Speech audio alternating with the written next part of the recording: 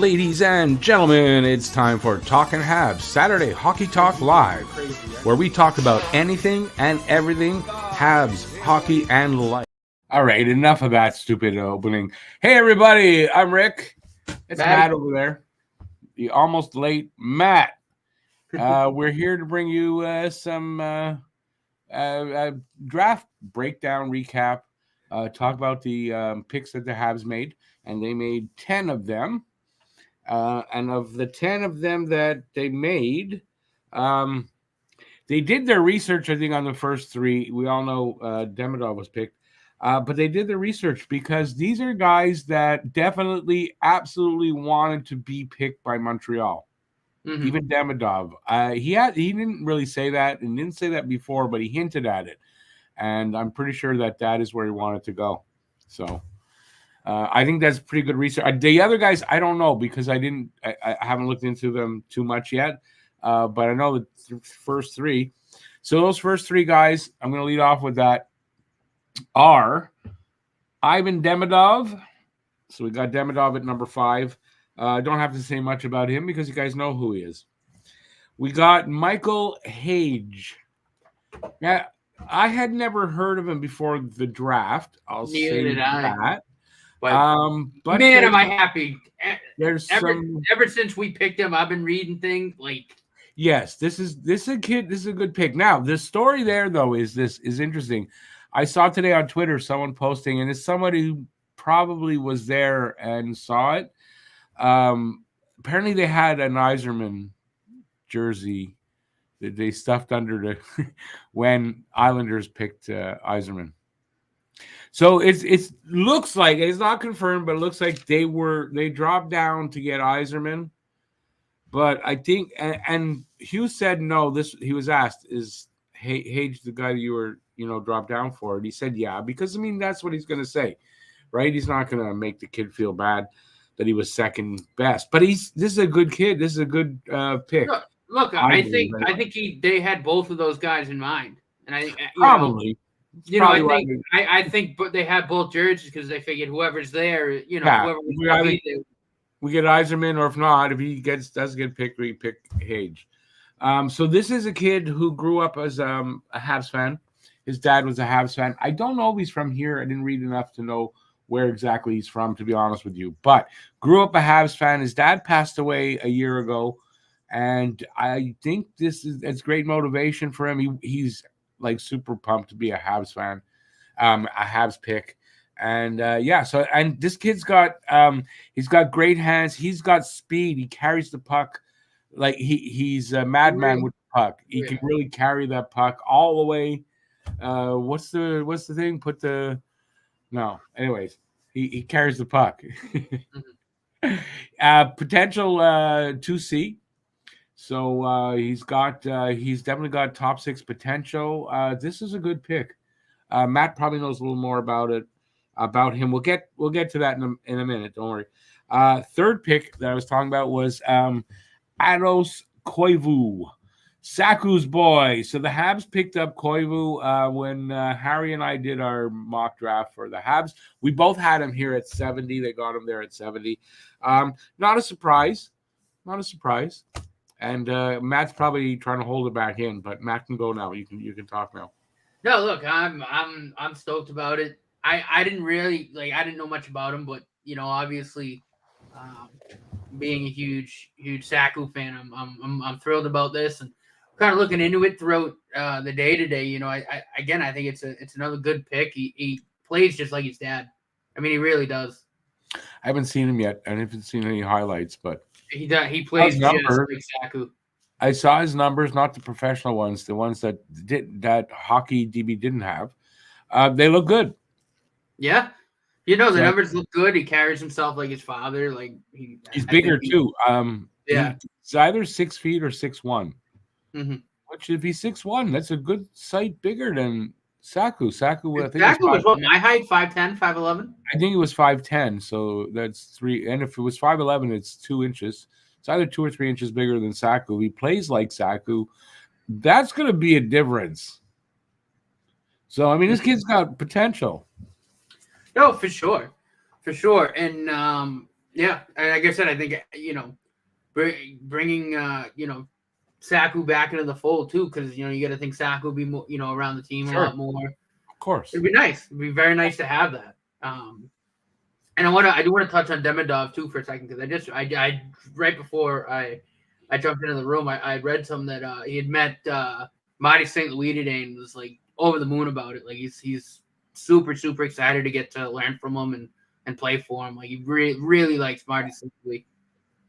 Yeah, I'm telling you, Montreal was the team he wanted to go. He wasn't the kind of kid that, and this shows his character, that would say it because he was asked. And he says, I'm not going to say, I don't want to influence. He says, I'm going to go where I'm picked. So I'm not going to say.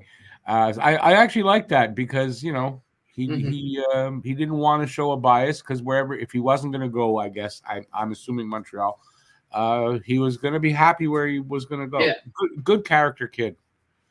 No, really, and again, I think that was, and I know some stuff kind of came out about what we kind of talked about when we went off air last night about I think the Canadians did look at Michkov last year, but knowing that Demidov was kind of essentially almost the same player, but they'd obviously have to play a long game with him. I think they made the right choice. I think Demidov, like, to me, Michkov's a little more ego. Demidov's a lot more humble. I gotta say, they knew about Demidov. He said they knew about Demidov. I gotta think if they bypass Michkov and then grab Demidov the next year, same position, they must have liked Demidov even last year better than Michkov. Yeah, I mean that's kind of my takeaway, and I've got an interesting take on this here. All the Habs fans that were, they got to tank harder. They got to tank harder. Well, guess what? Because what we just talked about, they knew about him the year before the Michkov draft, right? They knew about him. Mm-hmm. So they not only did they tank hard, they tanked exactly hard enough, because their plan, as he says here, we knew about Ivan Demidov last year before we made our pick last year. We were already pretty excited about him, depending on where we ended up in the regular season this year. They tanked perfectly. They didn't need to tank harder. They didn't really tank anyway. It was natural, but it was perfect. They ended up with him. It really was. Right? So anybody that, all the fans and all, rethink your tanking point of view. How's that? I thought that was interesting. Yeah. Let's just quickly see who is here, and let's not forget we do have people in the chat. We almost did. Hey, lawyer, how's it going, man? Demidov is a Hab. I said Demidov. Demidov is a Hab. Happy dance time. I think the polls on Twitter were showing like 75+% of Habs fans wanted Demidov. So we're not seeing the backlash like Reinbacher got last year, which thank God. And I think this one, no matter what Michkov does, as long as Demidov is good, I mean, Reinbacher, it kind of helped Reinbacher's cause going forward. Yeah. No, I think it did. And again, I think, I think we're in better position now, right? Because again, like I stated last night, last season, right? I mean, you take, your kind of blue chip like D-man prospect and Reinbacher, that kind of like 1D potential, and then you go, well, we know Demidov's there next year. We think he's on the same skill level as Michkov, but we like his character more. He's more humble. We'll see where the chips line up next year. If he's there, then boom. I'm going to say this. I watched some highlights because I'm going to do a Demidov video. I was going to do one for the draft prospect, but I didn't have enough time. Now that he's the pick, I'm going to do a video. So I watched highlights of him. Now, I've seen highlights here and there, but nothing like in a row like this, okay? I like what I like what I see about him. He's not a guy that, like, when he gets to the NHL, some of the bad things we've talked about Michkov is going to have to adjust to, like hanging around the net and poking around. These aren't things Demidov does. No, he's really good, like puck on his stick, he'll maneuver around and just shoot, or Yeah, he's a playmaker. But he's not a hanger around close to the net where he's going to get nailed. Which is what we were saying about Michkov. Was one of our fears for Michkov is he's going to have to adjust to that around the net. Yeah. No, I really like I've seen a bunch of Michkov's highlights. I like what I see from Demidov's highlights better, and it's not because we picked him. It's not. I really want to like the kid, of course, but I really liked what I saw in the highlights. Now, and I think his style of play more fits here than I think what Michkov does. It's the level of competition still worries me that what he. But me too. See how that, but I like what I see. The kid's got mad skills. I mean, he's got a hell of a set of hands on him. Like a hell of a set of hands. Yeah, and Alex was saying today, Michkov's hockey IQ is better. I don't know. How do you judge that? How could you look at those two guys and say, well, that guy's hockey IQ is better? I don't think so. They're on par, but Demidov. Yeah, I don't know. Some of the moves he makes, it's. I know. Again, I don't know.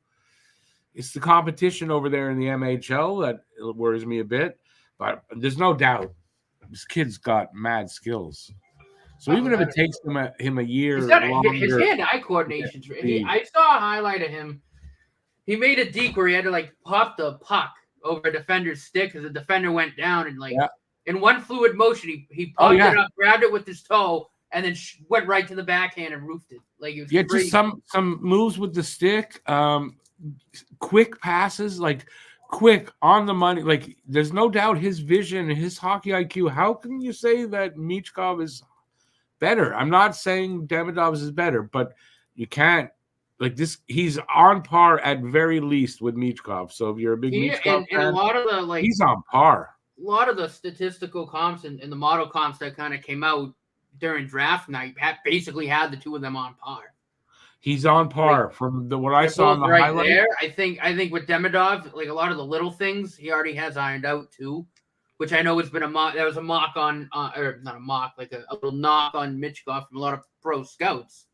That he's got those little details you were talking about. Little details that he still needs to iron out that aren't really there yet.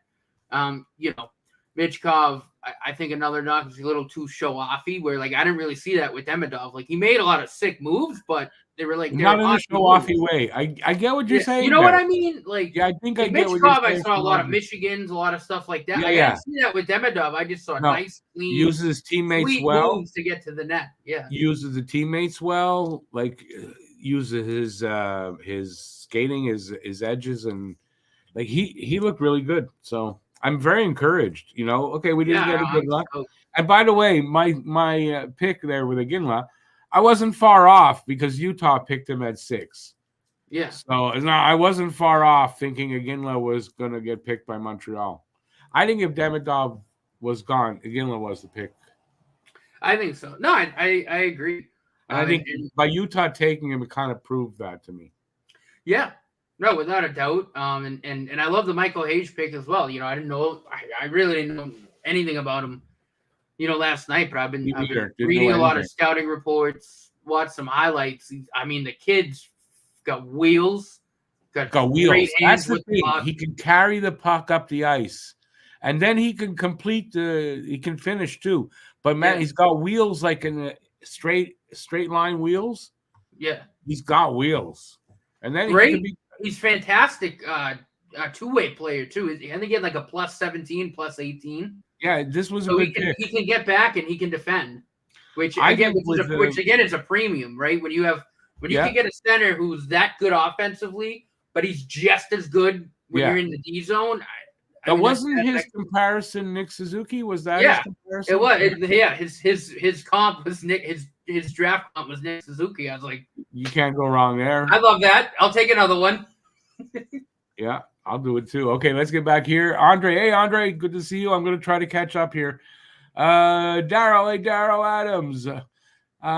Going good. I hope for you as well. How do I think about another Koivu? I kind of said that, so I'm good. I'm covered. Tony Marinaro hinted we might take Hage. I mean, when they moved up to 21, he was in the area. I didn't think that's who they were moving up for, though. But I mean, that's No, I who was thought they in were there. moving up for Eisenman, but like I said, Yeah. I'm over the moon with better Hage. with Eisenman. Eisenman was very one-dimensional. I like Hage. He's got more to his game already. Like he comes in with more to his game, less work, less. You know what I mean? I think that's better. I agree. I totally agree. And again, even with Hage there, like he was right where he needed to go. I didn't think to have I have to go through the rest of the draft, but at least those first 3 picks, I don't think there were reaches there. I think they were good value. No, I don't think Demidov speaks for himself, but I mean Hage and I think Koivu were great value picks for where they they would have been right there. I had Hage going at 22 in my 20 or like right in there, maybe 90, but right in there. And Koivu, like I said, me and Harry both had him at 70 for them. So I just want to get back here. Hey, Rob, good to see you out there, Rob. Renegade man. Yeah, I agree with both those things. Gislain. They are all projects. But every kid, basically every kid at that age is a project. Demidov is a project as well. He hasn't been here yet. I mean, they're all a project to a certain extent, I think. No? No, they have more than others, right? It comes down to like, all right, how long of a project? And I think with guys like them, I get like if Demidov plays in the KHL this year and puts up similar numbers, I think he comes over here next year and potentially slots right in. But the problem with that is now that who is he going to be with? The same team, Scott, St. Petersburg, right? St. Pete, yeah. Okay, so the problem is they're going to treat him just like Michkov. They're right? They know he's coming to North America in a year. They're not going to put any time into him. They've proven they don't do that. So he's probably going to play back in the MHL again. It's either that or they're lucky, send him to Sochi like they did with Michkov. Yeah. And at least play, right? Yeah. Not as good a team, but he's playing. So it's going to be that makes sense. That's probably what's going to happen to the kid. And he knows it. That's why he said, I want to be an NHL player. He wants to get away from – he wants to be an NHL player, but he knows he got to get here quick or they're not developing him. Yeah. He must know absolutely. And I think a guy like Hage, too, you look at him and you go, well, he's already got the offensive skill set. He's got the defensive skill set. Like, it's really just get him accumulated to the pro game. But again, Yeah, he was in the USHL. No, he's probably got some more. Oh no, I guess he can make the jump to college. Yeah, is he going to college? He's going to Michigan. Right, he's going to college next season. Yeah, so it's it's probably 2 seasons there. Yeah, and see how he does. Which is fun. The thing is, and I'm a Notre Dame guy, so I hate Michigan. It's funny too how like 2 of the Habs' top prospects go to 2 teams I despise. That doesn't matter.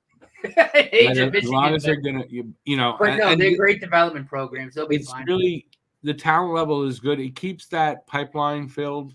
No, without a doubt. Quality talent. You never know injuries. You never know. There's a lot of things you don't know. I like the picks. I don't know a ton about the guys behind them yet. But we're going to continue here in the chat for try to get to the bottom. Next year we're going to suck again. We're going to suck. Sorry. No, I'm saying I watched a little highlight package on that goalie they took. Whatever the hell his name is. Vic Vanegs. Pretty quick reaction. Vanegs. Pretty quick reaction time. The positioning looks good. But he's a thin I'd like to see more, but he's a rake, 6'3", 159.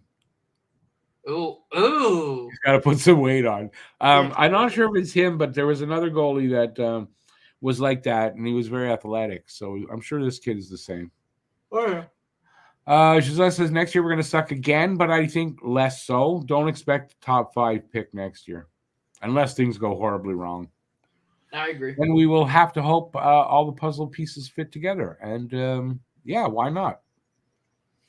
Stan the Man, great picks yesterday and today. Yeah, I think they did some good stuff. Yeah. Yesterday, I mean, 2 home runs, probably 1 for, I think, pretty much for sure. with Demidov. And Hage looks like really solid pick. Yeah, and I was kind of reading kind of the consensus between like all like the like the big gun insiders, and the consensus was like, in terms of like the winners of the draft, like San Jose and Montreal up here, and then there's like a gap, and then there's like Philadelphia and Toronto on the bottom. And if you ask me, but that's literally me. Toronto definitely shit the bed. I think so. I think Philadelphia definitely in the first round. Philadelphia shit the bed. I think so. I like the Carl Berglund pick. Yeah, he did better. The guy right after him with good value picks there, but but I mean that first round, like if I'm Alex, I'm not. You happy. Blew it. That's where the talent is, and you blew it. Is what I think they did. Like I think Luchenko can develop into an NHL player. I think they probably could have got him in the second. And his ceiling's mid-6, maybe 2C. And I think more so maybe 3C. Like I got to see more of him, but I've been reading, his ceiling's like 3C or right. And did you hear Briere was asked, and he said yes, he was our guy all the way. Yeah. And that's, to me, if I'm a Philly fan, I'm distressed by that. Yeah, I don't like I mean I think Costa Hellenius would have been a much better pick. There were better picks for a while yet. Right? There were. I mean, yeah, I think they blew it. I really do. I think they blew it there. I wanted to say there was something I wanted to say, but we got onto something else. And so Stan says great picks yesterday and today. Too bad the Habs could not get Lane's brother. No, and here's something that Hughes said in his post draft first round press conference was not necessarily about him, but in general about another player, and that they didn't want to have too much of the same look on the roster. They don't want to have too much of the same look. It's what I said about Lidstrom. And I think if Lindstrom was there and not Demidov, they would pass Lindstrom and they would have taken Ginla. I'm sure of it now, because he said you can't imitate too much on your roster. You can't have that same look. I mean, Cole would have been, two guys the same, basically. And they're the same side. And they're the same side, and they're both small. So not that he's not talented, he's great. I would love to have him, but you can't have two small guys like that on your defense. I mean, they play the same style, right. Literally the exact same style. So I wasn't expecting Cole to be drafted by Montreal, to be very honest, at this point. Mm-hmm. Especially after hearing what he said. Definitely, I'm not surprised. No, me neither. And I'm glad. I saw things all day that fans wanted them to take Poirier, but I guess he's like 5'7", 160 he's pounds. Small. He's small, but he's a goal scorer. Okay, we have that in Cole Caulfield. No, this is it. But again, you can't. I wouldn't have been too happy if they used a pick on and again, I'm not knocking him, but you're trying to add a little more size and skill, like to take a kid at 5'7", 160, like you kind of have that with Cole Caulfield on the roster already, and I can kind of see they're trying to, you want different looks. That want to be like 6 foot, 6'1". You want different looks.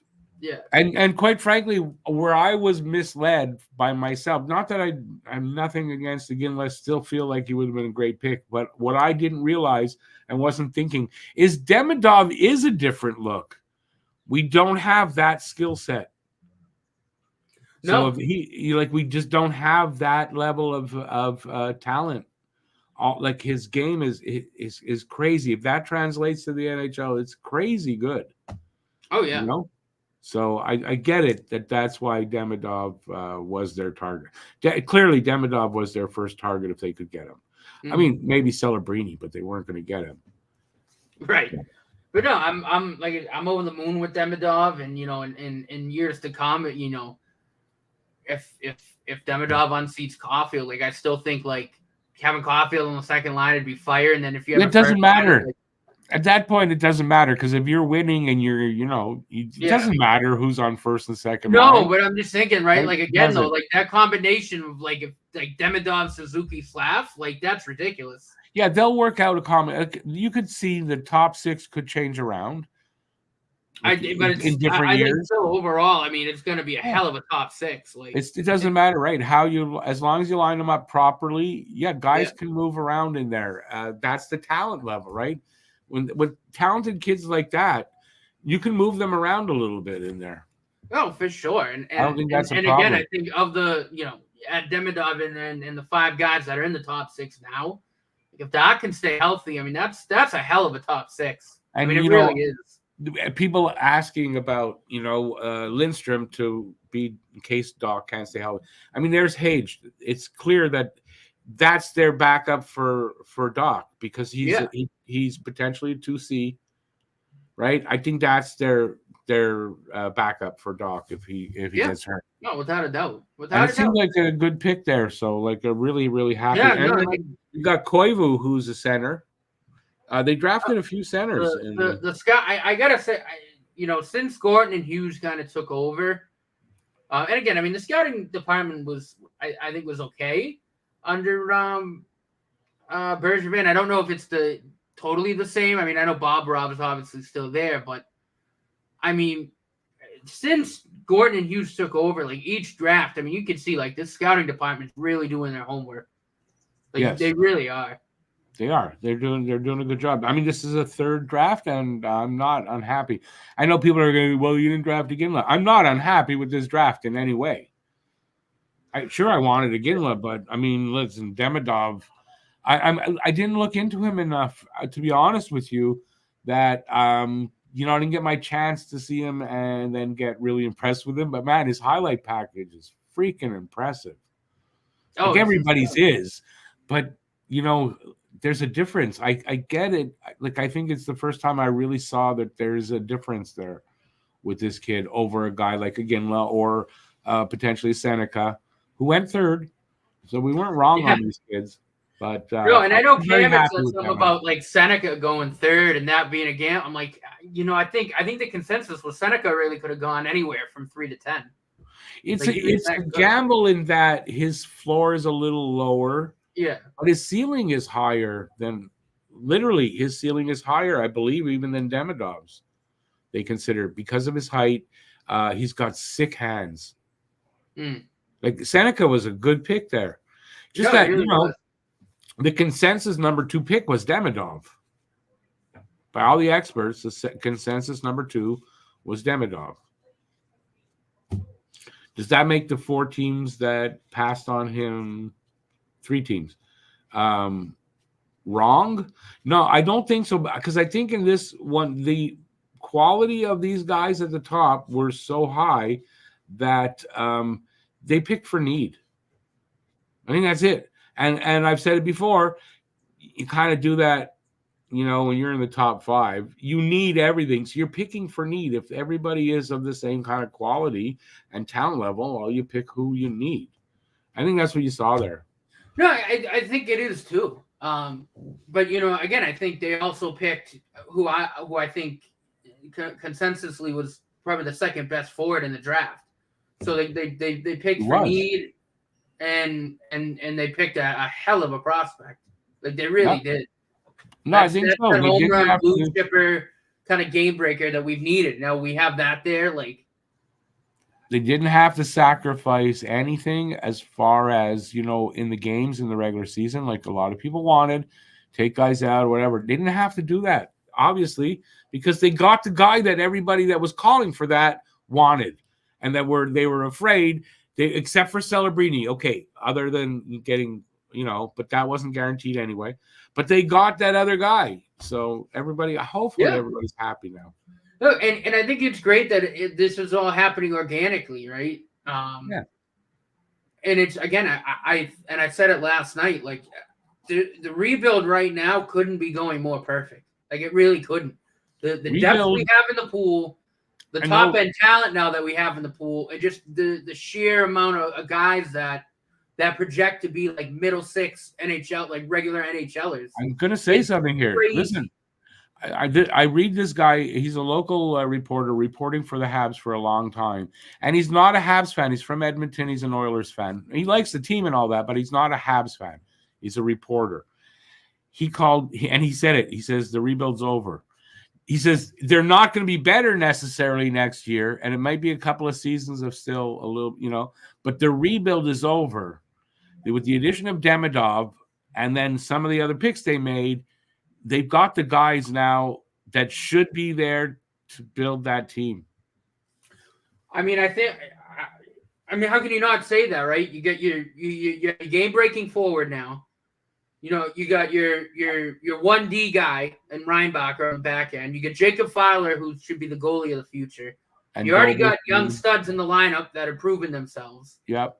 You have what I think, and what a lot of people do think, is probably the best defensive prospect pool in hockey. Yep.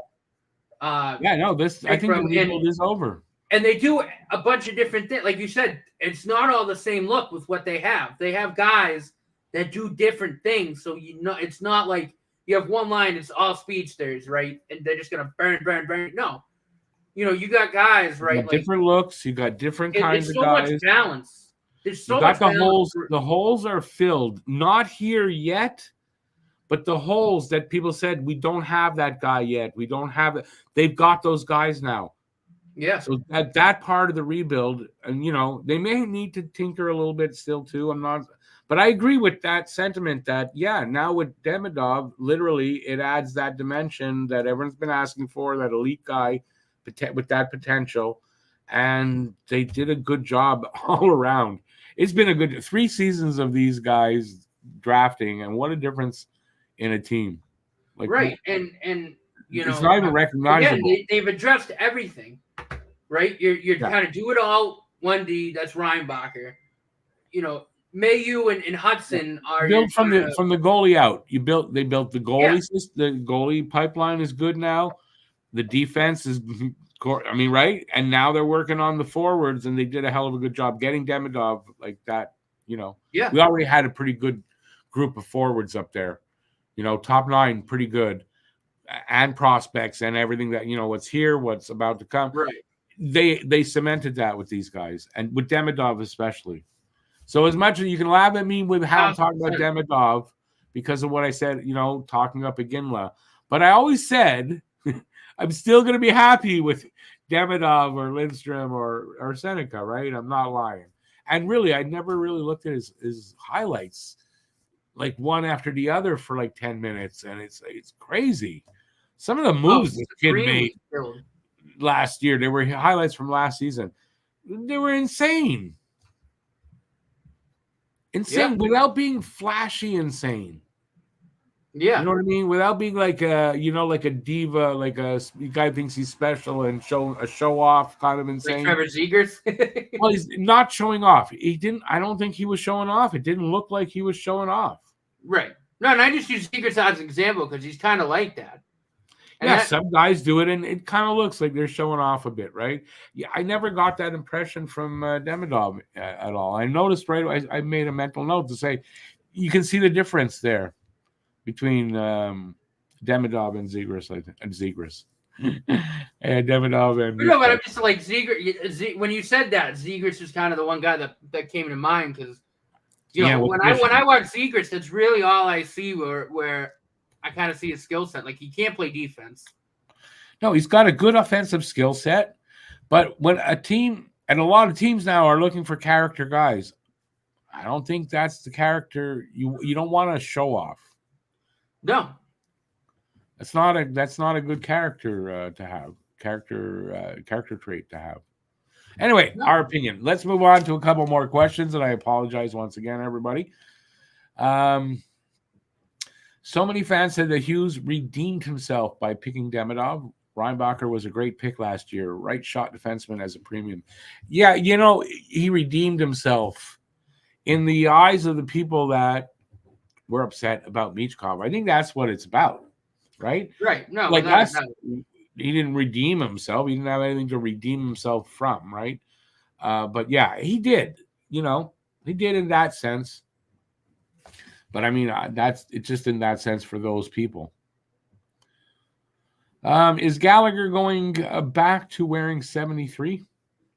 Demidov wears 11 currently, and older player giving up their numbers. They're giving their numbers up for up and coming stars is not unheard of. But I mean, Demidov's not here next season, so that's not a thing.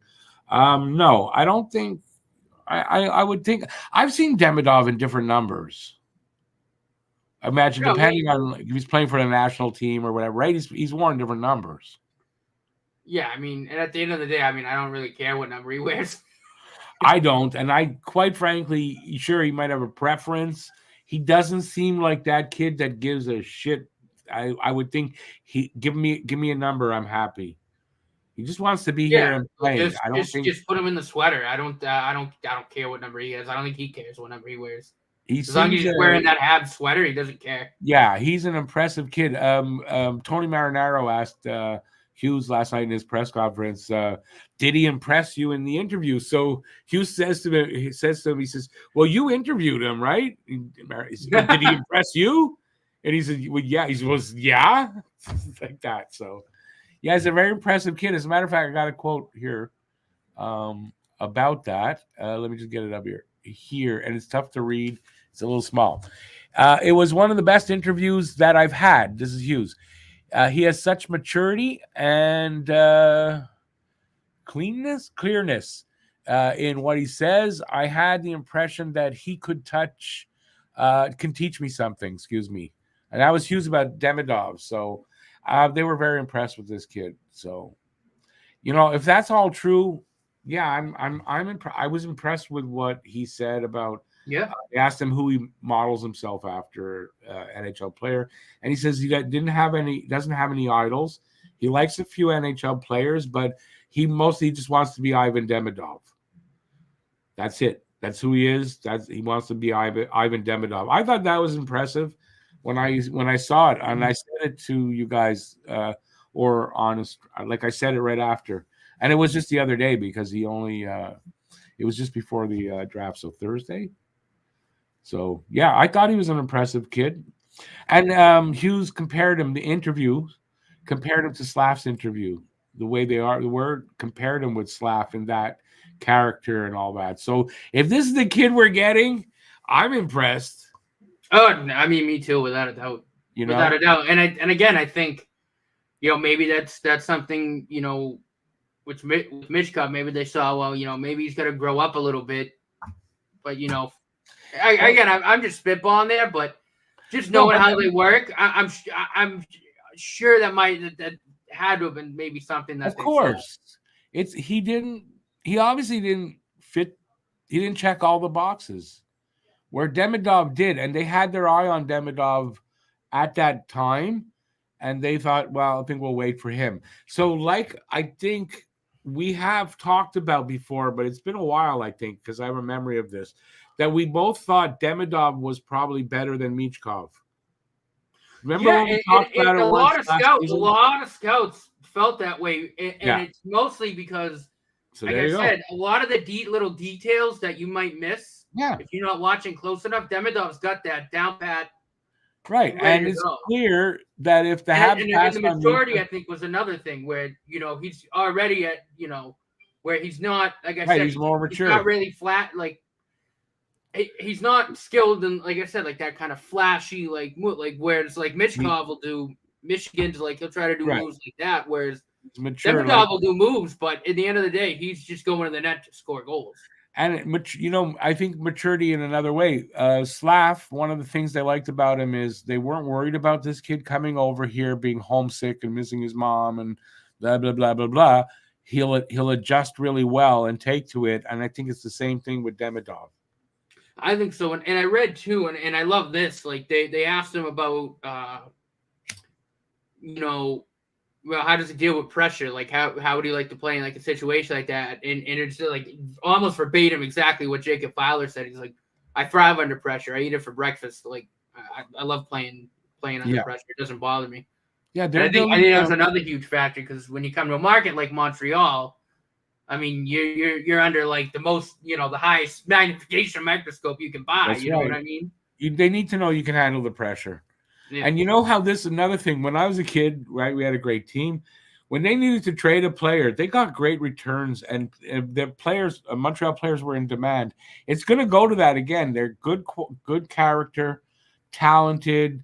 They're you know what you're getting from a Habs player.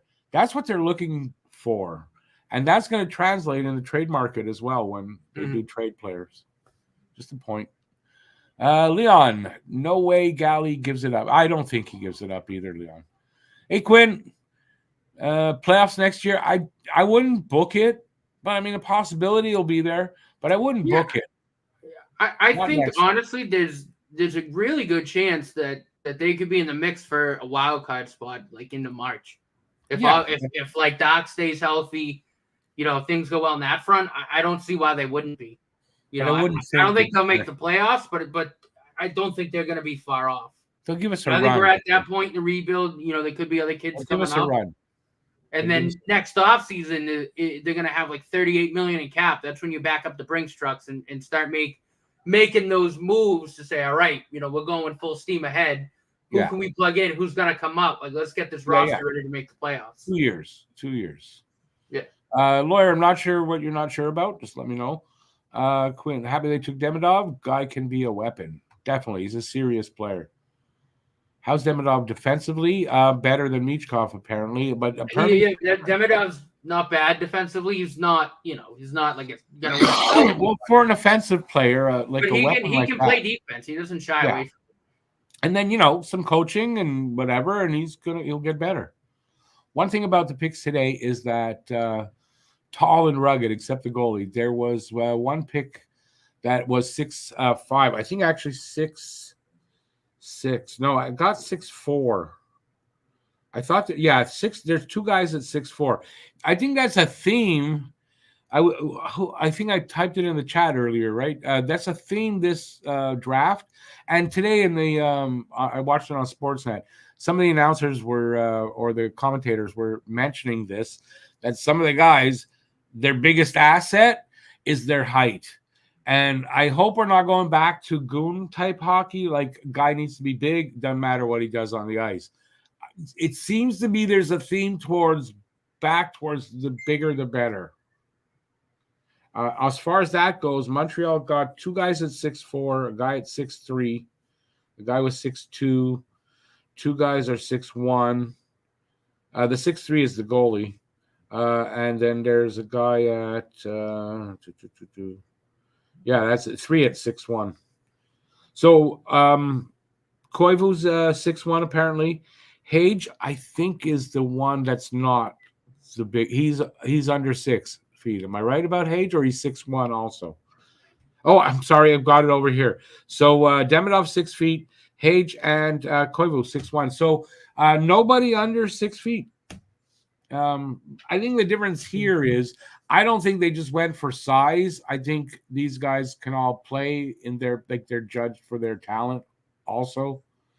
Where some of the picks, like apparently this guy EJ Emery was picked 32nd or 30th, 31st in the first round by New York. And it's like he's got a 2% chance of being an NHL player according to the, they give you like percentage of being a star, percentage of being an NHL player, 0% chance of being a star, 2% chance of being an NHL player. But he's like 6, whatever. He's big. That was the guy I was hoping Toronto would pick. Yeah. EJ Emery. So there's like that. I don't know. We'll see where we're going with that. If we're going back a little bit away from the smaller player again, and you have to be big. Clearly, you got to have size in your lineup. That's clear. But you got to have a mix. Although you got to have a majority of big guys. There's no doubt. You can have some small guys, but you got to have a majority of big guys. All right, let's get some more of these. We're getting there. Chris Hansen. Hey, Chris. Yes, and they also have Volikin in net. That's a guy they got last year, I think. One more year of the rebuild. Way too many bad contracts. Yeah, but that's not part of the rebuild exactly, right? The rebuild is getting the players in place that are, that's the reason why it's still going to take a couple of seasons before we really totally see it, right? Is got to get these bad contracts out and get these young guys in cheaply because they'll be on ELCs and all that. But I think the guy's right, and maybe you're right, and they got to do this again one more year, getting good draft picks. But I don't know. They've done a really good job over the last 3 seasons drafting, and getting Demidov is just a cherry on top, that caliber of a player. And I don't know. We'll see. Mm-hmm. Who's going to be number 1 center, Suzuki or Doc? Suzuki. Or Hage or Koivu. Well, Hage or Koivu, they're not here right now or the next, I would think 2-3 years maybe for those guys. Suzuki and Doc are here right now. I think it's Suzuki and then Doc. I mean, that's my opinion, but I think that's most people would say that. Koivu won't be a top C. That's fine. I'm not asking him to be a top C. He could be. What if he's a great third center? And he's got the pedigree and he's got the name and he's could be a big player here. And maybe he does nothing. We don't know. No, I mean it's for me, kind of after that first round, a lot of the picks were just kind of adding to the depth that we already have. Because I think we have so many players in the system that project to be like good middle 6 hockey players. So right, and again, if you get there's maneuverability there, I mean Suzuki's obviously the 1C, for the future. I don't think there's any question there. But like from 2C down, like Doc with his injury history, we don't, again, who knows? I think that's where the Hage picks comes in. But then after that, like at 3C, you got a guy like Beck that could do that. I mean, Koivu maybe, like who knows? But you got guys that a lot of guys that can play there. The point is though that the pipeline, if you draft like this every year, the pipeline is constantly filled with good quality prospects. And if you have too many, well, you trade them. That's all. And you'll get stuff, or because you get a reputation as being a good drafting team, your prospects are going to be worth value. All right. Yep. It's all about, anyways, but they're keeping the pipeline filled with talent, for another 2-3 years, with these guys. They're not expected to be here next year. And even Demidov, not going to be here next season, but he'll be here the season after. Yeah. But that's really what it's about after the first round last night. And I think going forward, because again, I mean, they have the building blocks in place right now. But yeah, it's about keeping that pool stacked, keeping it deep. So, should they maybe something doesn't work out with a certain prospect, well, all right, well, we got 2 or 3 guys in the pool right now that can do that job. So, exactly, that's the whole thing. Right? You're not guys get injured. There's depth. It's all about that. And it's just like, if you don't know that we have a number 1 center already, he may not be your prototypical number 1 center. But if Suzuki hasn't convinced you that he is a number 1 center, I mean, me saying it's not going to convince you, right? So did they miss a number 1 center? Well, we got one. So if they did miss on one, well, Lindstrom didn't fall to us. Basically that was the guy. I don't know if Seneca was a center. I don't think so. So I mean, but Suzuki, he's my number 1 center. Oh, me too. Will they add a veteran at forward in free agent market, Toffoli, for example? Only very short term. So unless you want to see Toffoli come here for 1, maybe 2 seasons, and he said this, Hughes, right now it's short term only. And I don't think he's talking about that type of a player anyway. You're talking about a bottom. Probably like guys that you just kind of plug in to fill the roster. Like that's what he's talking about for this season. The moves that you're thinking of, like in terms of like bringing guys in to compete. Maybe that's going to start probably next offseason. Yeah, next offseason. They're just, if they bring it guys to plug holes that are here right now, short term, not huge names. I would not expect. Demidov is Putin's nephew. I don't know where you heard that. And if I it's don't true, believe I don't that's true do at I all. care. I don't know if that's true. Yeah, check that out. 27 would be a good number for him. Is there somebody currently wearing 27? I don't know. I know 27 was I already forgot his goddamn name, Romanov. Somebody wore it after that. Anyway, I like 27. That's the number I love. I mean, that's when I play hockey, I try to wear 27. For Shane Corson is the reason for me. But yeah. The Thorpe pick. Okay, so you're talking about Tyler Thorpe, right wing, 6'4", 204 from Vancouver of the, I imagine the BCHL. Was that right? The Giants, Gallagher's old team. Yeah, that's. I don't know enough about him as far as talent. Is he a checker? Is he I don't know anything about him other than that. But I have that for you. He's one of the big guys that they got. Let me see. He's a monster. Yeah, he's 6'4", and a young kid like that could still grow a little bit. Yeah. You never know. The only place in the NHL who have more pressure than Montreal is Toronto, but over there it's a different kind of pressure, and they just made it worse. I mean, this was. Oh, they were so. I mean, Jesus! If Brad Treliving was a disease, he would have been dysentery in the first round. Like really, they make a move that was good. I don't even know. I didn't see all their picks, but what I did see, like they could have not been there, Toronto, and it would have been the same. Like if they got auto picked, like in a fantasy, they would have been the same. I mean, the kid they picked in was it Bradford or something or Brad whatever the hell in the first round. Like I watched some of his highlights. He's kind of basically Morgan Riley. Okay, but what did they do? Don't you remember? Was it them? They didn't pick that. Did they pick that first? Well, they had 23, and they had EJ Emery there, and they had and they dropped back Ian Stolberg there, and then they traded out of it. I'm going, those two guys are what you need. Those are shutdown D-men. No, Emery's. I don't know. I think Emery. I would like him that thing. Emery's not a point guy. He's not even an NHL player, maybe. EJ Emery. Yeah, his the star percentage and NHL player percentage, 0. I saw that. 0 and then 2% for NHL player. Does that mean anything necessarily? Maybe not. But I mean, no. His profile's a shutdown D-man. That's what they need. I get it. Goldberg would have been a great pick there, but then they trade back and take a basically Morgan Riley Jr. It's like, yeah, it didn't make any sense them trading back. Same with Philadelphia. Philadelphia made no sense. They have pick number 12.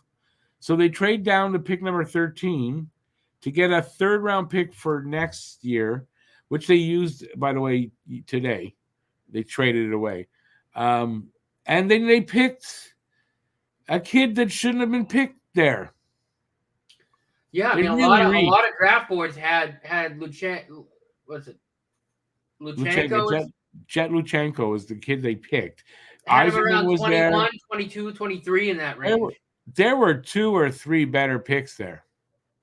I mean, Consta Hellenius is who I had the Flyers taking at 12 because I think they were prioritizing center going in the draft, and Briere did say that afterwards. There were better picks there. I don't know. I think Luchenko's a reach. I mean, his ceiling is mid-6. I think 2C if he absolutely hits it, but that's his ceiling.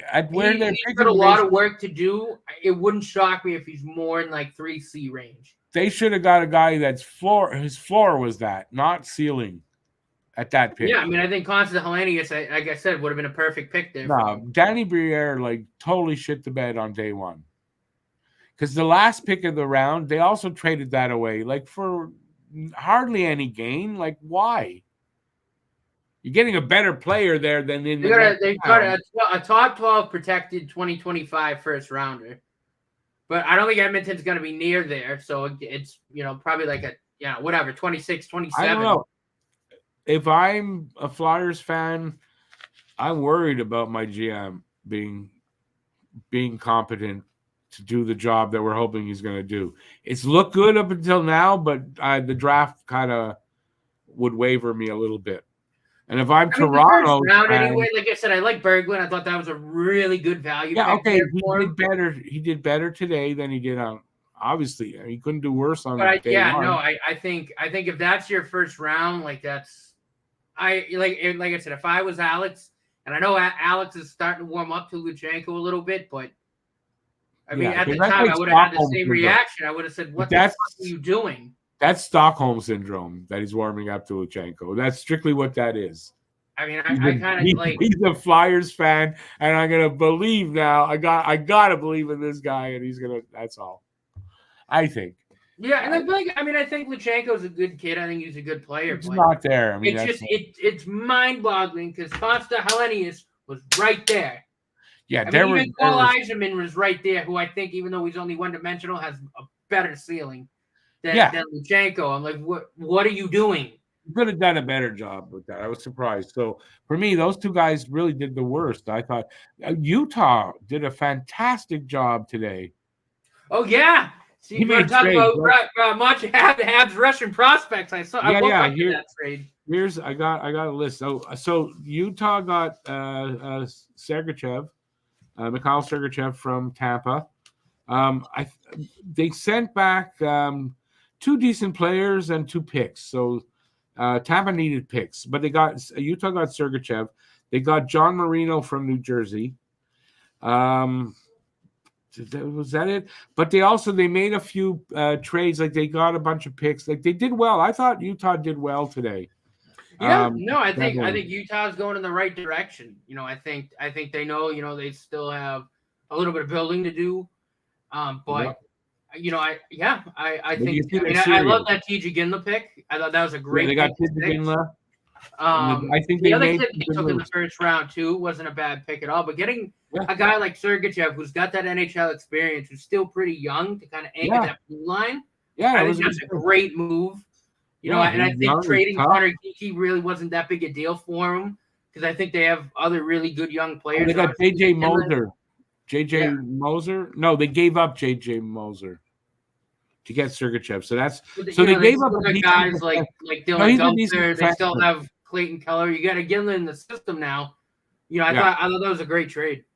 Yeah, you can see Utah's trying to improve. For sure. This ownership is not. They must have money, not like the other one. They're not in Arizona, and they look like they're seriously want to have a good hockey team. So that's good to see. Kevin Hayes went to Pittsburgh for futures, so he gave him away. So that Tampa traded Jeannot, I think, for Tampa traded a fraction of a fraction for what they gave up for him. I mean, what a shit show that was. Tanner Jeannot to LA for I think a draft pick, just 1 or maybe 2, but not like what they gave up to get him. Right? They gave up 5 good draft picks, and they got 2, not high ones anyway. You know what puzzled me too? Another Bruins trade. I don't get trading Lauko for Vinny Lettieri. Oh, I didn't mark that. Lauko's 6 years younger and can still get a little better. Lettieri is what he is. Terrible defensively. I don't even know who he is. Doesn't score any points, and he's going on 30. I didn't get that. The pick swap was kind of a wash, but I don't know. I didn't get that. I like Lauko. I don't know why. I don't know. I don't get it. There have been some odd things, some odd, so the trade we were talking about with Philadelphia, right? Moving from 12th to 13th, right? So Minnesota traded up 1 and gave that extra pick. Why? For who they picked, Philly wasn't taking him. So I can't understand. Why did you have to move up 1 when the team you moved up ahead of or moved with wasn't going to take that guy, because if they wouldn't trade it. And you gave away a 3rd-round pick next year for what? I can't understand that. I mean, unless maybe they asked Briere, and Briere, the way he was talking, maybe made him think that they were going to go boo him, and that's how we got the trade done. I don't know. That's my only guess. I don't think Bill Guerin's the brightest bulb in the shed. Well, no, because it didn't make sense. I do like the Z Bouillon pick, though. I think that's a great pick. Is that who they picked? You sure they got William? They got Steve William, yeah. At 13, at 12. Mm-hmm. Why don't I remember that? They did.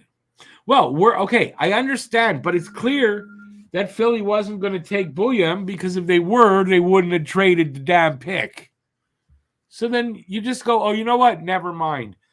And why you give an asset away for that? Is that well, smart? I think Minnesota's in a place where I know they're still kind of strapped from buying out Suter and what's his face and Parise. But that doesn't help. I've said for a couple of years, I don't think Minnesota's that far off from being able to go on a decent playoff run. Yeah, but but they were going to get William anyway at 13. No, I don't know.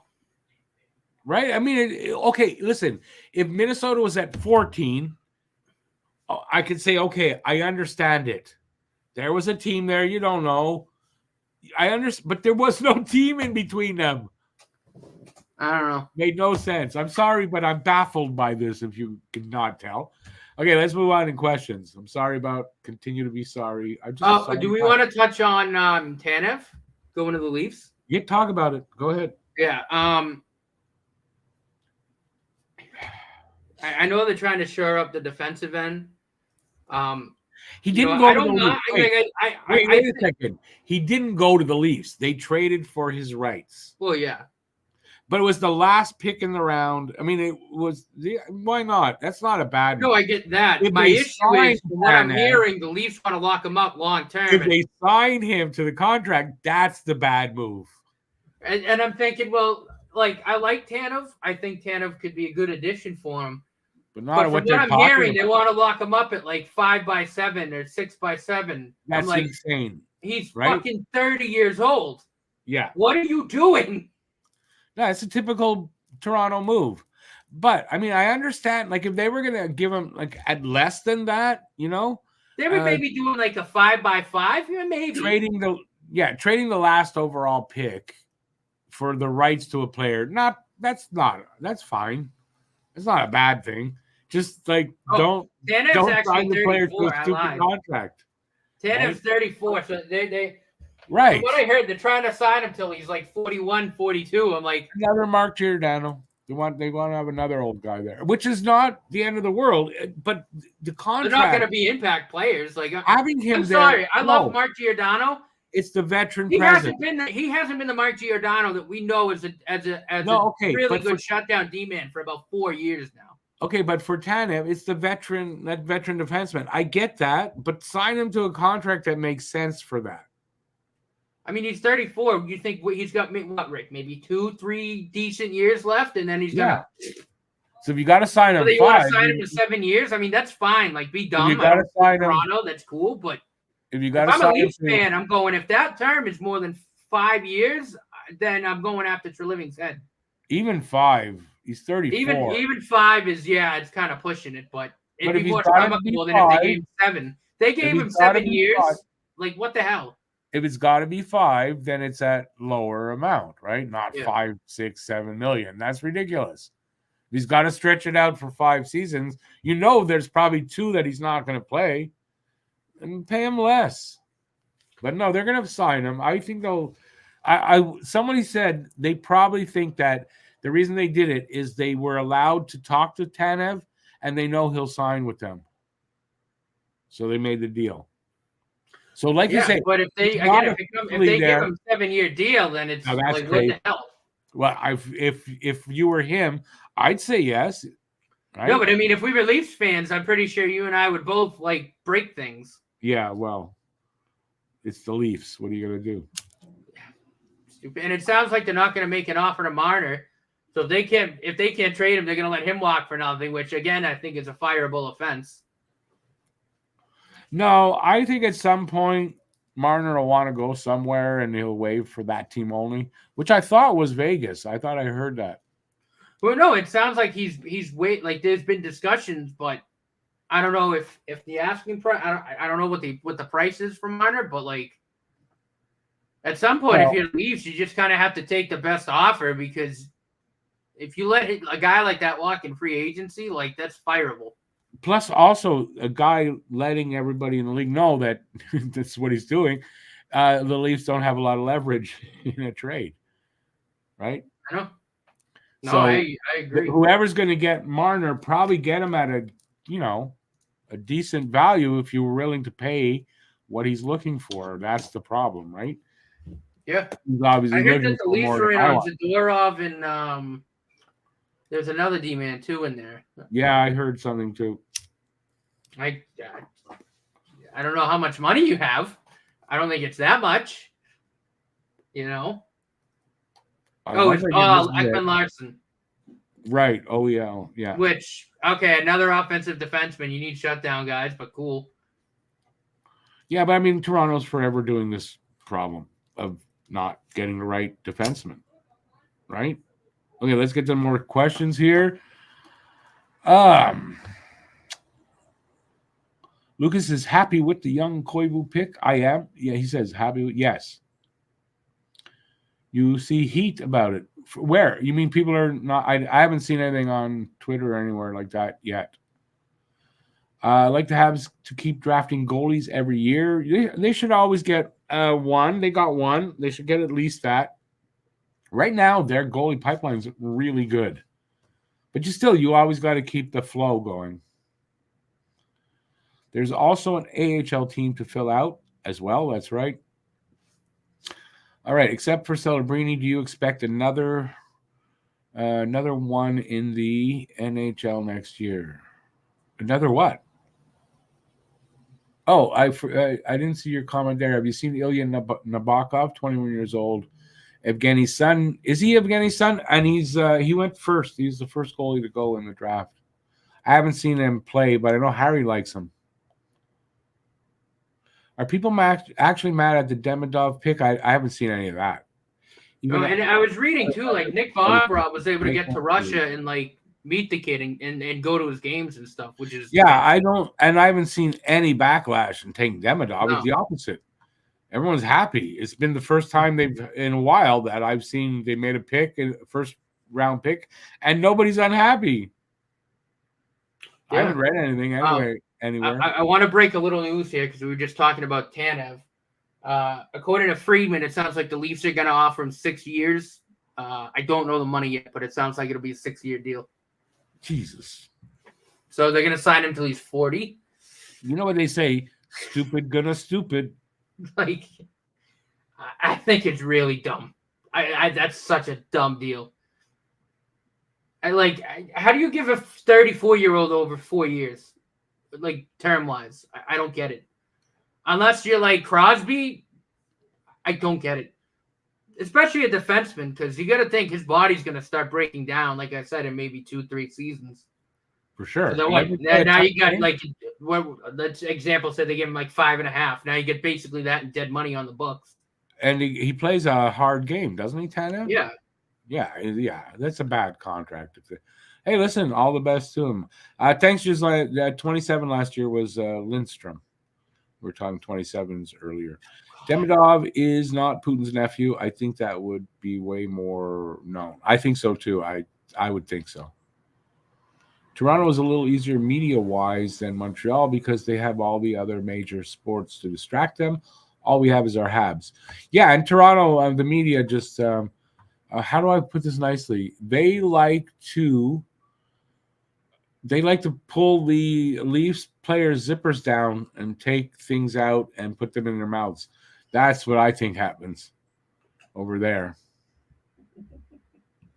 So I mean, it's true. I don't want to get taken off air for saying something like that, but I said it in a nice way. Putin was a tongue-in-cheek thing. Oh, sort of what I just said was also that's sort of also a tongue-in-cheek thing. Disagree, Lucas. Their media is like flies on shit. But they suck up. They suck up to the Leafs. Everything is Leon. I think you're right on that. I agree there. Yeah, but I don't think they're as hard as. Anyway, maybe I'm wrong. I like what I said. I like this. I'm gonna put it up. I think he's 100% right here. I think this is probably the big reason why. Why? What now again? Tanev, because he played under Trey Living in Calgary. Listen, Trey Living, I did something wrong with that guy. No, I said when they hired him, I go, he's a yes man. That's right. He's Shanahan. I've always said until Shanahan's gone, that team's not going to change because Shanahan pulls the strings. Yeah, and Trey, if it's Trey Living, I'd be embarrassed. Lucas says, I think Briere should stop being a GM and focus on being a father and teach his son some respect. Okay, but I agree with you there. He doesn't have to stop being a GM to do that, but I agree with you there. If Briere's kid is that kid that pushed the wheelchair, not a girl in it, but it was a girl's wheelchair, pushed it down a staircase and destroyed it. And it's like a $3,000 wheelchair. Yeah, and it's like, push it down. He got thrown out of school, off the team, all that kind of stuff. He got some good stuff happen to him. Lucas also says, did that come out right? Lucas also says, I liked Utah's moves today, buffing up the team for next year while not giving up the farm. No, I thought Utah did a good job. No, I thought like if I was doing tiers, I'd throw Utah in as a winner overall. Yeah, Utah is up there. Utah did very, very well. Very impressive stuff. Yeah. Giselle says Gavin McKenna is a left winger, and didn't he play with Lindstrom? Am I wrong? Is a left winger, not a center. For me, Suzuki is a Jacques Lemaire. Is a Jacques Lemaire. Nothing wrong with that. Demidov may be Guy Lafleur. Does that mean Caulfield is Steve Shutt? It's today's version, maybe, right?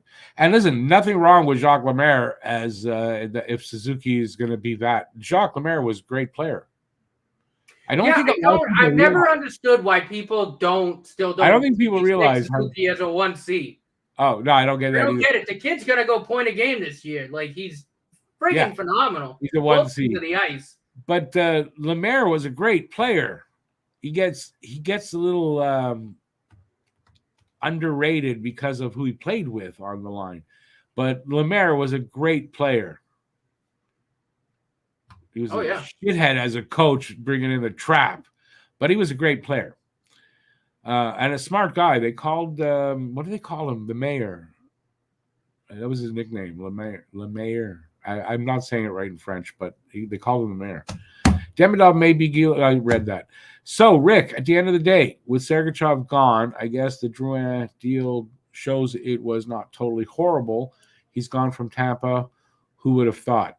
Yeah, I don't know that has any reflection on Drouin deal. Tampa needed to get draft picks. Tampa needed to move money. Bad. And it sounds like Tampa's going to make a run at Jake Getzel. If they wanted to stay relevant next season, they needed to move money and get draft picks. And that's what they did. They moved some guys, got draft picks, moved some money out. Sounds like Stammer's going to leave in free agency. And I was reading today that they're in on Getzel to replace him. I thought I heard that because of moving Sergachev, they were going to be able to sign Stamkos. No, they want to go after Jake Getzel. Yeah, makes sense. Which, if I'm Stammer, I would be like, what the fuck? But it makes sense to go over a guy younger. Yeah, but Getzel wants 8x8, and I guess he was mad with the Hurricanes that he's took also so long younger, but also a lot younger, isn't he? No, he is, but like, they're still going to be cap strapped. But no, I mean, I get why they moved Sergachev. Like I said, I think that's a fabulous pickup for Utah. I do. I'm going to be excited to watch Utah. I'm looking forward to it.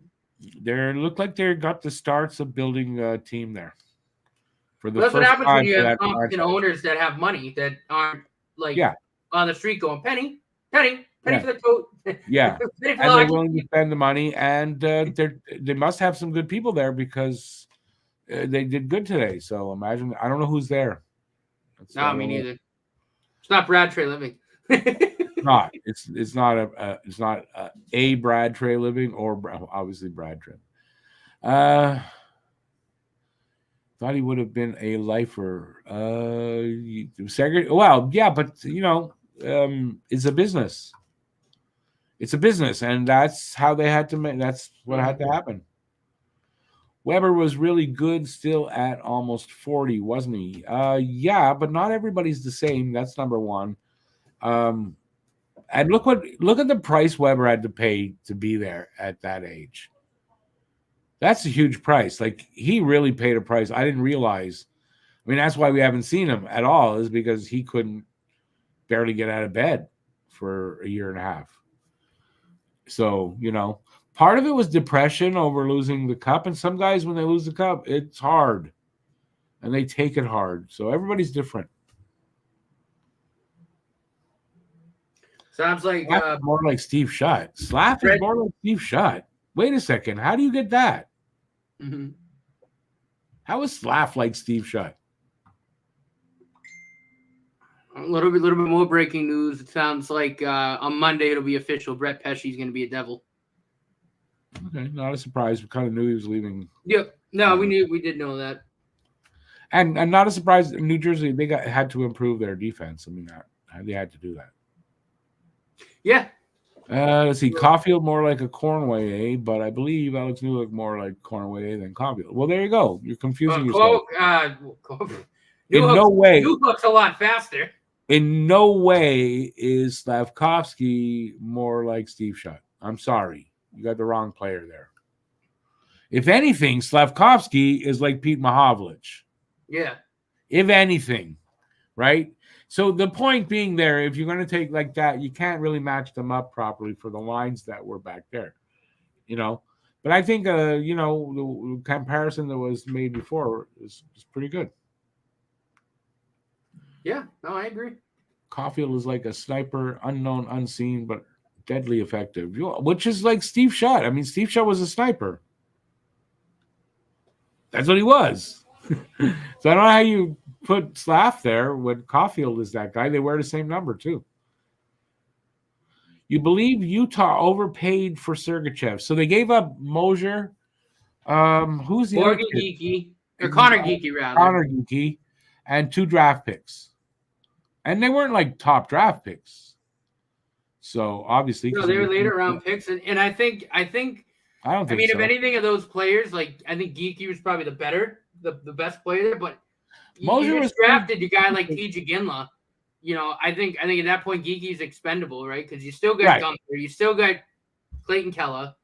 There's another guy there too. I'm forgetting, but like and you need an anchor on defense. You need an anchor, and not of that. He's tough. He's mean. I mean, he's a good anchor on your defense. He's still fairly young, too. I think he's only, 26, 27? Yeah, he's still young. Exactly. So, no, I don't know that they overpaid. I have no problem with that pick. Or with I think that's a good deal there. Yeah. That's a good trade. If I was a Leafs fan, I think I would have thrown myself off a bridge. Is that what you're going to say? I would have been off my balcony a long time ago. Well, there you go. It's close enough. Yeah. I hadn't even read it, but I knew where he was going with that. Oh, boy. Lucas, she's not answering you. If you were a Leafs fan, you will be absolutely persuaded that you are at least better than Montreal. I don't know. Okay. Jason, Tanev gets hurt every year, too. Yes, that's horrible. Yeah. Like I said, I love it because it gives us more things to talk about. Right. It's a typical Leafs thing to do. If anything, we should be celebrating this move because it's phenomenal for content. It's a typical Leafs thing to do. And I say that all the time when I might rant sometimes about how stupid their moves, but it's great for us because we can just laugh and continue another year of making fun of the Leafs. It writes itself. I always say that too. It writes itself. They do. It's like if we were comedians, right? And we based our material off the Leafs. Like we wouldn't. I don't think we'd have had to write a joke for like the last 5 years. I've written some, but I mean, it's like the material is right there for you. Oh, I didn't save this. Well, yeah, right. Like you don't have to sit there and think about it for a while. You just pop open Twitter and go, "Oh, the Leafs did something stupid." I don't know how I didn't save that picture. Did anybody see the picture of Austin Matthews standing there in his comfortable lesbian shoes, his stretchy pants, and whatever that jacket was. He either looked like a cook in a fancy restaurant or like my grandma. I'm not sure. I don't know. So I asked the question when I saw it. I retweeted it. And I said, "Is Austin Matthews trans?" Like, I didn't know that. I thought it was funny. But if you haven't seen that picture, go look at it. It's like his friends, like they played a joke on him. Yeah, tell him it looks good on him. Yeah, tell him it looks good on him. Oh, it's his hairline too. His hair, like his hairline's right here. You know, it's literally right where my hand I know. is. I'm gonna say this because I've never seen a guy out with a girl. And listen, it's not homophobia. I'm the least homophobic. I think he's gay. I just think he's gay and he can't come out of the closet. And it's not, I just think every time I look at him, I see a gay guy. I don't know this and I don't know it's not true. And I'm not saying whatever. And maybe not in sports, it won't help him. He hangs out with Bieber all the time. I mean, come on.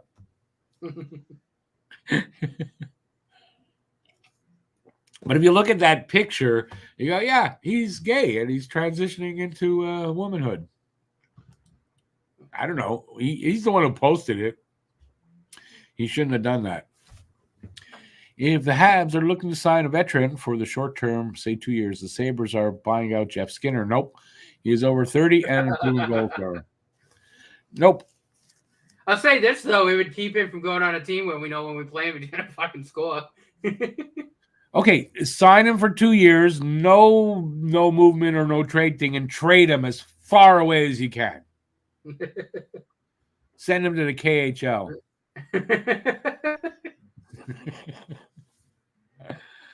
That's it. I swear to God, like if you look at his games, because he's been shit really for the most part since he signed that contract. Every fucking time he plays the Canadiens, he goes off. Oh, his numbers against Montreal are insane. It's like, okay, I haven't scored in like 2 months. We're playing Montreal. All right. Patrick. Put the ball point against Montreal. No, it's like I'm not promoting gambling or anything, but like if you wanted to go and just throw, like if you had money and you just wanted to throw like $20 on someone to score a goal, if he was playing Montreal, I'd put it all on him. Yeah, you could book it, pretty much book it. Keefe is jumping into a pretty good scenario. Sheldon Keefe, he is, but are they was that I don't know. I think a dumb signing, but maybe I'm wrong about Sheldon Keefe. I don't think I am. Maybe I am. We'll see. Giselle says, okay, Steve shot 5'11". Cole Caulfield is Henri Richard. That's not bad. Henri Richard's not bad for him. Caulfield's more of a goal scorer, though.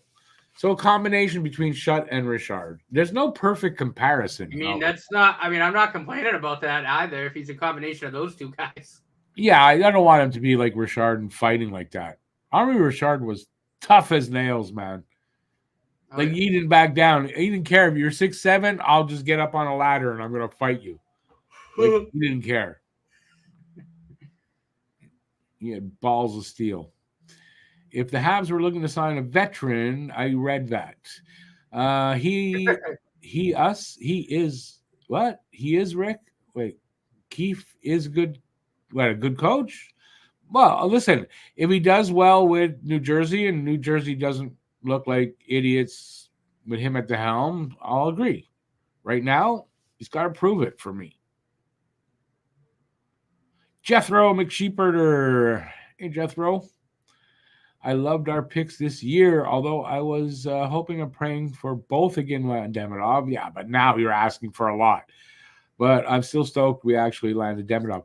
Well, for all you guys that thought, okay, they can get Demidov and then later they're going to get Iginla. Well, Utah took him right after Montreal. So he wasn't going that far. And also, Calgary tried to get Montreal's number 5 pick. Why? I think to get Iginla. Montreal wasn't giving up that number 5 pick. Hey, Drew. When you take your cues from Justin Jinx, what's that? Hi, guys. When you take your cues Oh, from, I don't get you. so according to Also, Friedman, Chicago and Philly were trying to get to number 4 because everyone knew the Habs were taking Demidov. Like right, they wanted Demidov. right. Yeah, I think it was well known at that point. I mean, even I said it, right? They're going to take Demidov. I mean, it was that point. It was clear they were on to Demidov. Jethro says, also, I agree, Rick. Mrs. Matthews isn't exactly a pretty lady. We're gonna call him now. His new nickname from Captain. What was the nickname? Captain something pants. Mrs. Doubtfire. That's Austin Matthews' new nickname. What do you think? You like it? Mrs. Doubtfire. Remember that for next season. Mrs. Doubtfire takes a shot and scores. I don't mind that so much if we call him Mrs. Doubtfire. Let's see. Another guy like Henri Richard was no. Don't even mention his name. He doesn't deserve to have his fucking name mentioned in this chat. That guy. Are you And looking that's at also what Jablane's he's comment? done in the last 5 years. No, I will not have that guy's name mentioned in my chat anymore. Are you talking about Jablane's comment? Yes. Yeah, I just saw that too. Gotta go have a great Canada long weekend. You too, man. Thank you, Stan. Happy Independence Day, Matt. It's coming up. It's coming up. Oh, yeah. Can we get that Mrs. Doubtfire nickname going, you think? Maybe we can get it viral on Twitter. You call him Pig Nose? Who? The one I won't talk about, or Matthews? This is the all hate, the all Austin Matthews channel. All hate all the time.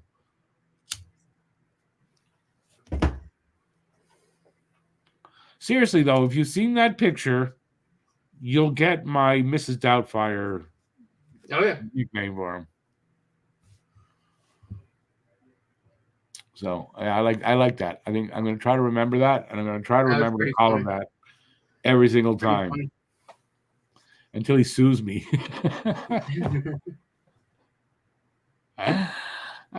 Sorry, Mrs. Doubtfire.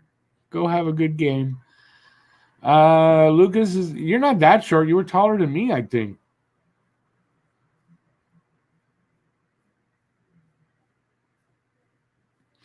Let's see. I'm very short. Why can't we mention? Oh, you're short. A short memory. Is there a reason? Because of his. Have you seen him on Twitter? The guy's a freaking insane lunatic.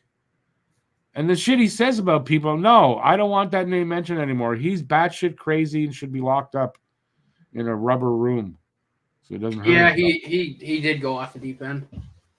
Off the deep end. That's being nice. Went off the deep end is if you like, you dig a hole, you go to China. That's where he's gone all like he's just. He really is. He's a wow. Too many hits to the head.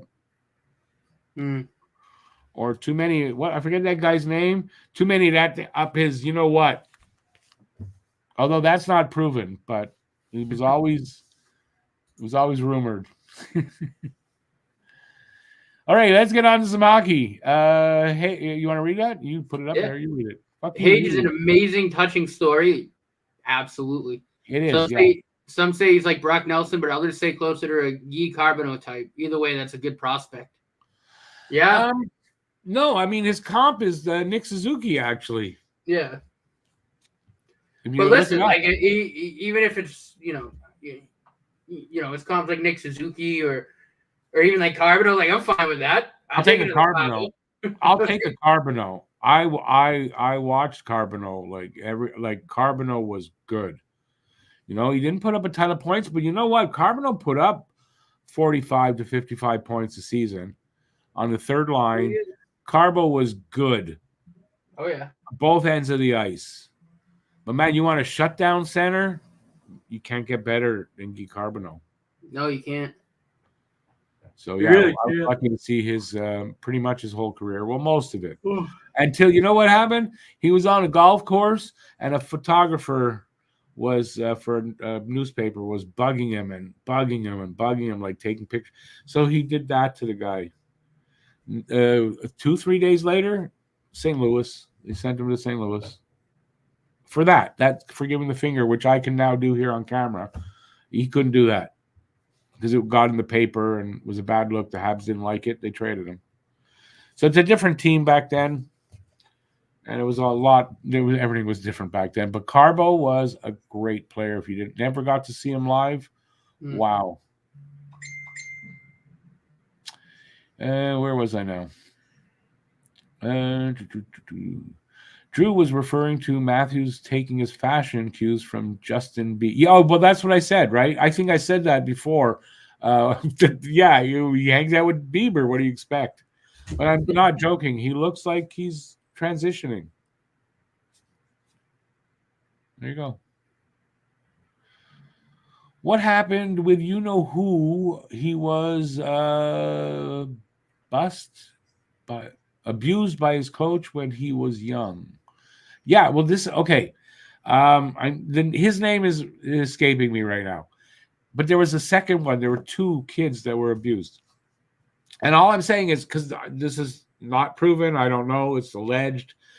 It was always thought that the guy that I want to talk and mention his name, which I won't do right now, was the other kid. But I don't know if that was ever proved, if he ever said anything. Well, it kind of makes sense with how crazy he's gotten. And I'm not laughing at that at all. Because if that's what happened to him, I feel for him that way. But he's gotten crazy. It doesn't take away from that. And the other guy, Sheldon Kennedy, I think was the other guy. I mean, he's written books. I mean, this guy's a normal guy. He's dealt with it. He's gone through therapy and all that stuff. And the abuser was, I think he's dead now, died in prison, Graham James. So like I'm saying, I didn't say that this guy was part of that, but there was always that thing out there that it was probably him. But I don't know. And either way, he's crazy, that guy.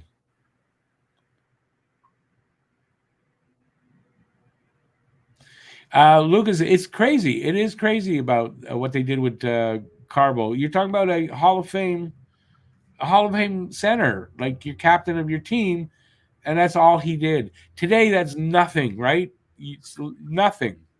And yeah, he got traded to St. Louis for Jim Montgomery, the coach of the Boston Bruins. Did any team get a ready-to-play junior guy this year?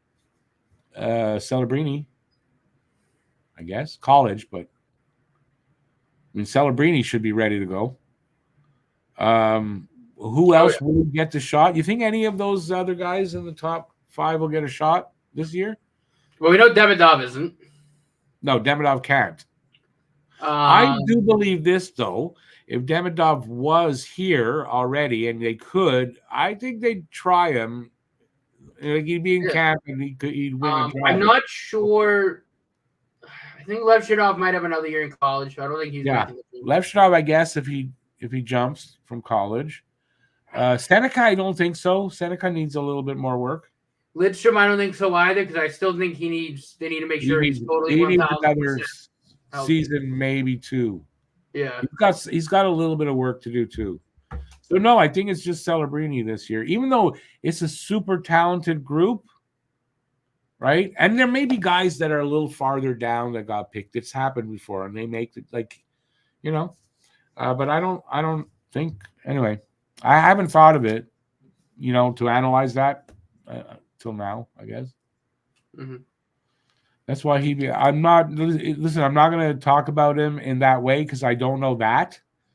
I just know that he's from the things he's put out there. There's something wrong with him. In the same way, I can tell you, Trump is not so. It's the same way. Lindstrom makes Columbus. I'm calling it now, says Jethro. Yeah, listen. I know Columbus is a bad team and all that. I don't see why they would rush him because they're a bad team.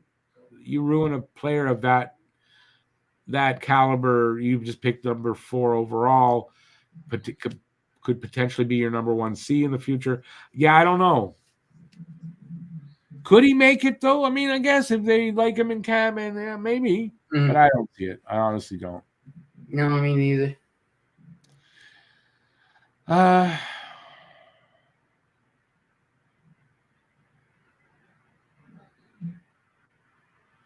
You said the guy that you didn't want to mention abused drugs too. Did I say he abused drugs? I don't think I said that. I don't think I said that. Because I don't think that was an allegation with him, as far as I know of. With who? I never said that wacko guy. I never said he abused drugs. No, he never did.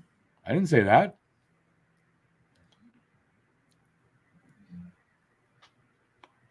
I try not, like, I wouldn't say something like that unless I had proof. I wouldn't say it flat out. And everything else here, I just said it's alleged. I didn't say there was any proof of it. The one thing there is proof of, he's gone wacko. There's proof out there of that. Oh yeah, just look at his Twitter. Just look at his posts on social media.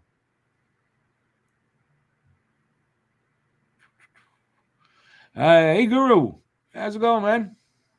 Just went by the BC Hockey Hall of Fame in Penticton. There's a giant banner hanging, and it says Carey Price and Shea Weber are being inducted in a couple of months into the BC Hockey Hall of Fame. I think I had heard that. Yeah. Not a surprise, though. I mean, that's not a surprise considering their great careers and the BC. Well, Shea Weber's a Hockey Hall of Famer now, too, which is fantastic. And Weber's a Hockey Hall of Famer, and Price will probably be one. I would think he's going to be because, I mean, some of the guys that they're putting in, Carey Price is going in the Hall of Fame. Yeah, and I mean, again, with this class anyway, I mean, I think Weber, Jeremy Roenick, and Datsuk are very, I think they definitely earned it. I don't have an issue with any of those three guys. Price is gonna get in too, so I don't think that's a word.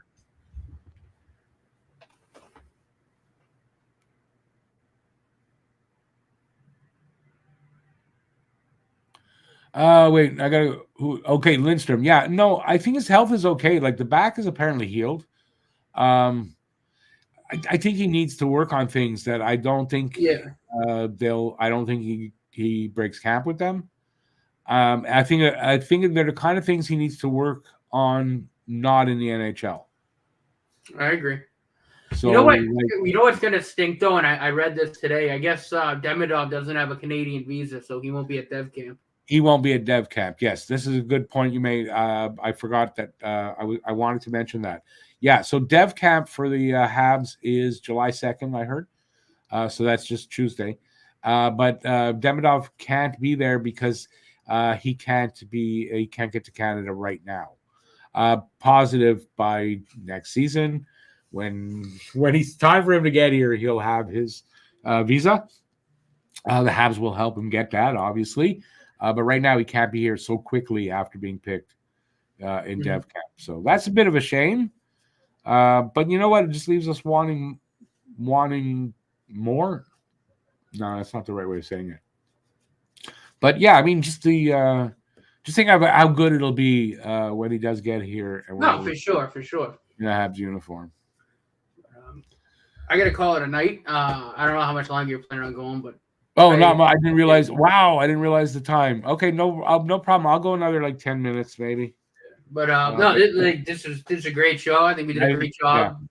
Kind of going through what we liked and didn't like out of the first round, and I think it was a good little primer for the opening of free agency, which is Monday. So we're gonna have tune in. We're gonna be doing a pod on Monday, kind of recapping the day's free agency events. Live show Monday live show, yes, to do our pod, but this to recap officially the draft for the NHL. Right. Look at it. But obviously, with free agency starting Monday, they're obviously and free agency. We're going to recap first day of free agency also on Monday. So look for that. Please show up for that. Break news. I mean, deals can go. I mean, there could still be deals going on. While exactly. we're going. So it'll be fun. And to announce once that show on Monday, we're going to be going to every 2 weeks till September.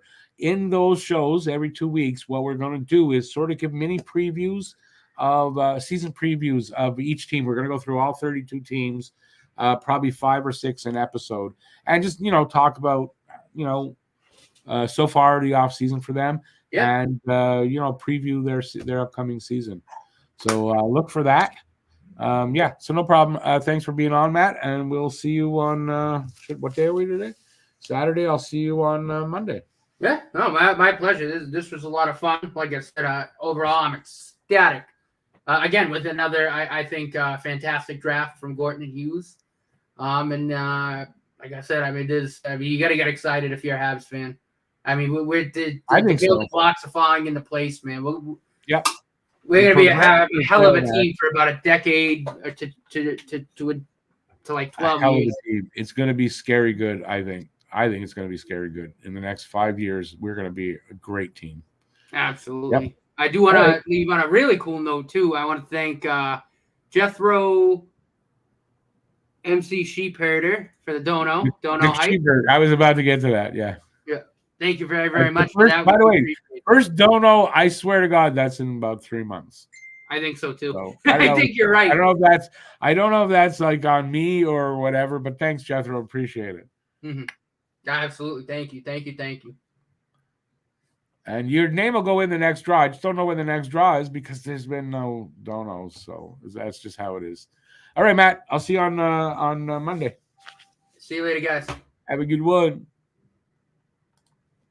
All right. So we'll wind this up in the next 10 minutes or so. So Monday it's going to be a live show. There is going to be... Okay, I think what we're going to be doing is this. For the American viewers, because it's going to be on both channels, we're giving away a $50 card at a pizza restaurant and a hat from the restaurant. And for Canadian viewers, we're going to give away your preference of one of these T-shirts. Not the ones on the wall, but somebody's going to win a T-shirt. So T-shirts are available, so whoever's still here, if you'd like a T-shirt, just send me an email at the email that's in the description of the video, talkinghabs@gmx.com, and I'll give you the information on how to do that. They're available in Canada only right now. That's the only thing right now. And then when Matt and the boys over there in Boston get their shit together, we'll have them available everywhere. So there you go. So you got to, and the thing with the to win a prize, you got to be in the chat when we're doing the giveaway. You can't just be you were in the chat during the show. You got to be there to accept, to be to confirm that you won. So that's the only stipulation. So Monday live, we're doing all kinds of stuff there. We should have a lot of fun. Jamie Basca will be joining us. He's a beat writer for the Flyers. So some of you guys probably know who I'm talking about now. Good friend of the channel, and guy likes to talk hockey. So we should have a lot of fun there. All right, let's see. Who did I miss? Owen Beck makes the Habs this fall, says Jethro. I think that's a really good chance, yes.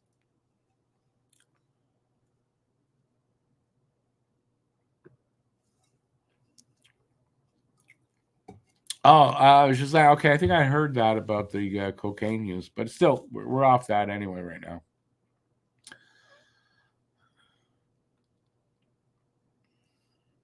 Tony the Mark. We need another trade like last summer to dump the Dvorak and Anderson contracts. It's early in the offseason. Give it time. I'm not saying they're going to do it, but it's a good chance. And like it's early in the off season, right? Let free agency happen, which is on Monday, and then I think we might see some deals. And I think there's potential that Anderson and Devo could be moved out.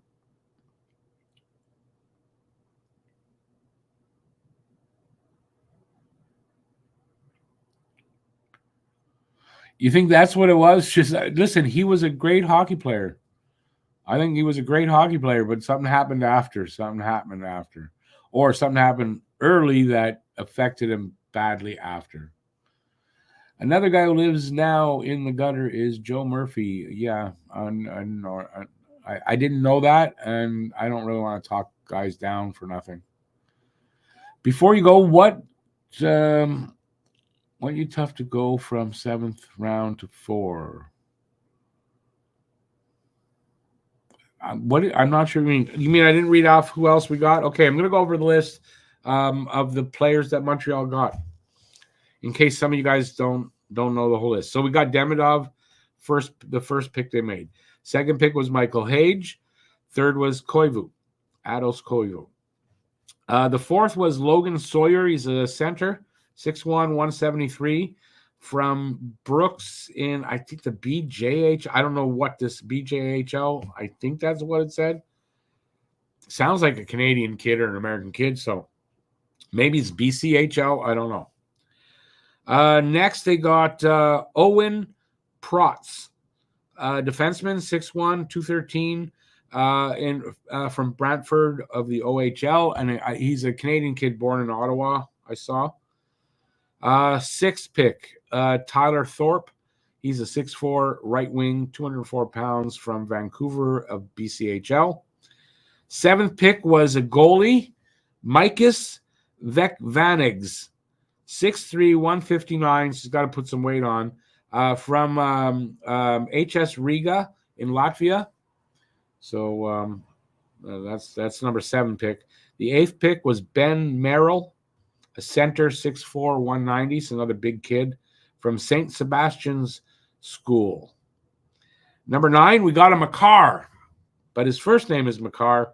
Makar Kanin. I don't know how to pronounce that exactly. A right wing, 6 feet, 161, from Dynamo, St. Petersburg Junior. And the last pick they made in, I think it was 224, was Rasmus Bergqvist, a defenseman, 6'2", 181, from Skellefteå Junior. I think Swedish defenseman. So they got, let's see how many wingers. 1, 2, 3 wingers. They got 1, 2, 3, 4 centers, a goalie, and 2 defensemen. Does that make sense? I think that makes sense. That was the haul they got. That's pretty good. There's some good players there. I haven't really checked out Logan Sawyer on down fully yet, so I don't know the full extent of them, but I'll get to it eventually soon.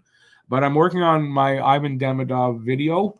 There's gonna be some highlights in there that you could like. Kid's amazing on his highlights. Like, he's amazing. So I hope that translates to Montreal when he gets here, and he looks that great, because he looks fantastic. So I'm working on a video for him, and I don't know what else. We're soon coming to the point where all these big events are over, and it'll rely on me doing videos. So I don't know what I'm going to do, but I'm going to find stuff to do. And that's going to bring us to the end. Thanks, everybody, for being here. I appreciate it. For everybody who's here right now and was here, thank you. Hope you had a good time. I think Montreal did really well in this draft. I think we're going to be very happy with some of these kids, at least, going forward. And that's it. I'll be back on, Saturday night? So I'll be back on Monday with the live coverage of, I guess we're going to break down the draft and the free agency day from an NHL standpoint more than from just a Habs standpoint. That's on Pucking Around on Monday. Please look for that. Please join us. And on Wednesday, we're doing the Hab Normals recording, which you'll see Thursday. We're going to also do the me, Harry, and Matt doing the breakdown of the Habs draft picks then. So we'll get more in depth with these guys. That's the best I can tell you. Thanks, everybody, for being here. Have a great rest of Saturday night. And that's it. Till next time, stay safe out there. Peace out. And enjoy the rest of the evening, as I said. Ciao, everybody, and thanks, Jethro, for the dono. Appreciate it, and we'll see you. We'll see you soon. Ciao, everybody.